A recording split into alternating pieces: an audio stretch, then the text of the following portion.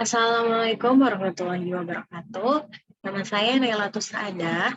Kali ini saya ingin menjelaskan tentang materi perkembangan peserta didik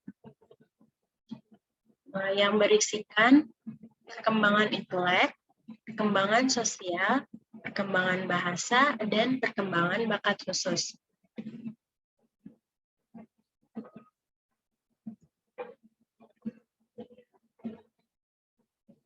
Yang pertama ada perkembangan intelektual.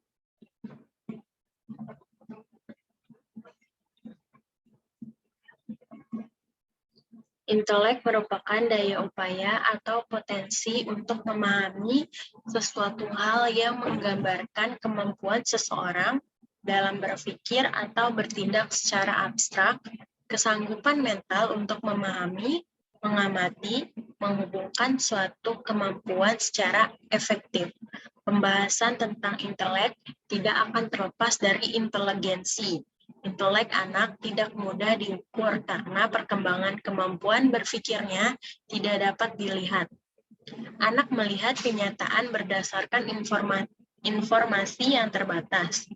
Namun, perkembangan intelek atau inteligensi anak dapat diukur melalui tes inteligensi.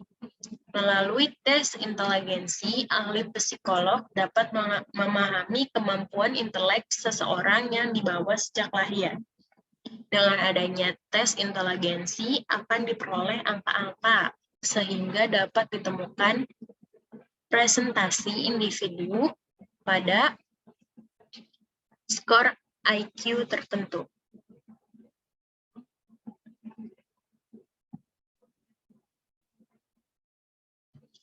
Faktor yang mempengaruhi perkembangan intelek anak antara lain faktor hereditas dan faktor lingkungan. Faktor hereditas secara potensial anak telah membawa kemungkinan apakah anak akan menjadi kemampuan berpikir secara normal, di atas normal atau di bawah normal. Namun, potensi ini tidak akan berkembang atau terwujud secara optimal apabila lingkungan tidak memberi kesempatan untuk berkembang. Oleh karena itu, peran lingkungan sangat menentukan perkembangan intelektual anak. Adapun faktor lingkungan, ada dua unsur lingkungan yang sangat penting perannya dalam mempengaruhi perkembangan intelek remaja, yaitu keluarga dan sekolah. Adapun faktor keluarga, intervensi yang paling penting dilakukan oleh keluarga atau orang tua adalah memberikan pengalaman kepada anak dalam berbagai bidang kehidupan sehingga anak memiliki informasi yang banyak yang merupakan alat bagi anak untuk berpikir. Yang kedua ada perkembangan sosial. Pada awal manusia dilahirkan belum bersifat sosial, dalam artian belum memiliki kemampuan dalam berinteraksi dengan orang lain. Kemampuan sosial anak diperoleh dari berbagai kesempatan dan pengalaman bergaul dengan orang-orang di lingkungannya. Kebutuhan berinteraksi dengan orang lain telah dirasakan sejak anak usia 6 bulan.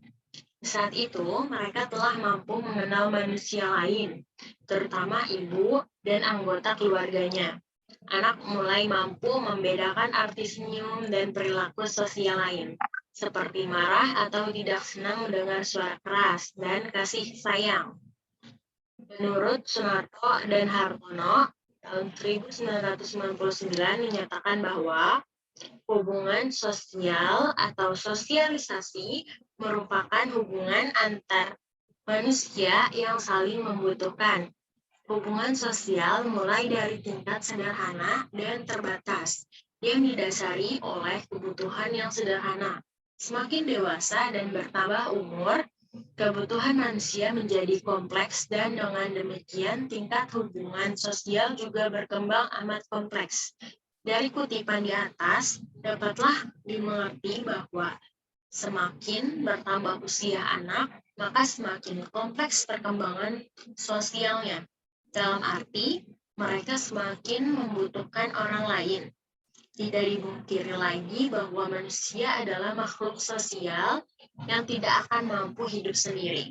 Mereka butuh interaksi dengan manusia lain. Interaksi sosial merupakan kebutuhan kodrati yang dimiliki oleh manusia. Ketika ada perkembangan bahasa, perkembangan kata dan kalimat, kata pertama adalah kata-kata lisan pertama yang diucapkan oleh seorang anak setelah mampu berbicara atau berkomunikasi dengan orang lain. Kata-kata pertama merupakan cara seseorang anak untuk menyampaikan pesan kepada orang lain dan biasanya dianggap sebagai proses perkembangan bahasa yang dipengaruhi oleh kematangan kognitif. Kematangan kognitif tersebut biasanya ditandai dengan kemampuan anak untuk merangkai susunan kata dalam berbicara baik dengan orang tua atau orang lain. Kemampuan ini akan terus berkembang jika anak sering berkomunikasi ataupun berinteraksi dengan orang lain. Yang keempat ada perkembangan bakat khusus. Bakat adalah kemampuan alamiah untuk memperoleh pengetahuan dan keterampilan, baik yang bersifat umum maupun khusus. Menurut Goni Semiawan 1987, bakat khusus atau talent adalah bawaan berupa potensi khusus dan jika memperoleh kesempatan berkembang dengan baik, akan muncul sebagai kemampuan khusus dalam bidang tertentu sesuai potensinya. Dan anak yang memiliki bakat khusus menonjol disebut dengan istilah talent children. Jenis-jenis bakat khusus. Adapun jenis-jenis bakat khusus adalah bakat akademik khusus, misalnya bakat dalam angka-angka, logika, dan bahasa. Bakat kreatif produktif, misalnya bakat menghasilkan rancangan arsitektur. Seterusnya, bakat estetik atau seni, misalnya bakat yang mengaransemen lagu. Selanjutnya ada bakat kinestetik atau psikomotor, misalnya bakat dalam bidang sepak bola. Selanjutnya ada bakat sosial, misalnya bakat dalam berkomunikasi dalam berorganisasi, seperti public speaking misalnya. Hubungan antara bakat dan prestasi. Perwujudan nyata dari bakat dan kemampuan adalah prestasi, karena bakat dan kemampuan sangat menentukan prestasi seseorang. Tetapi perlu ditekankan bahwa bakat itu masih bersifat potensial, maka seseorang yang berbakat belum tentu mampu mencapai prestasi yang tinggi dalam suatu bidang. Kalau tidak memperoleh kesempatan untuk mengembangkan bakatnya secara maksimal. Adapun faktor-faktor yang mempengaruhi perkembangan bakat khusus. Ada faktor internal dan faktor eksternal. Faktor internal, minat. Faktor yang termaksud faktor internal adalah minat, motif berprestasi, keberanian mengambil resiko, keuletan dalam menghadapi tantangan. Yang terakhir ada kegigihan dalam mengatasi kesulitan. Adapun faktor eksternal, kesempatan maksimal untuk mengembangkan diri, sarana dan prasarana, dukungan dan dorongan orang tua atau keluarga, lingkungan tempat tinggal, dan pola asuh orang tua. Dan upaya pengembangan bakat khusus remaja dan implikasinya bagi pendidikan, mengembangkan situasi dan kondisi yang memberikan kesempatan bagi anak-anak maupun remaja untuk mengembangkan bakat khususnya dan mengusahakan dukungan baik psikologis maupun fisik.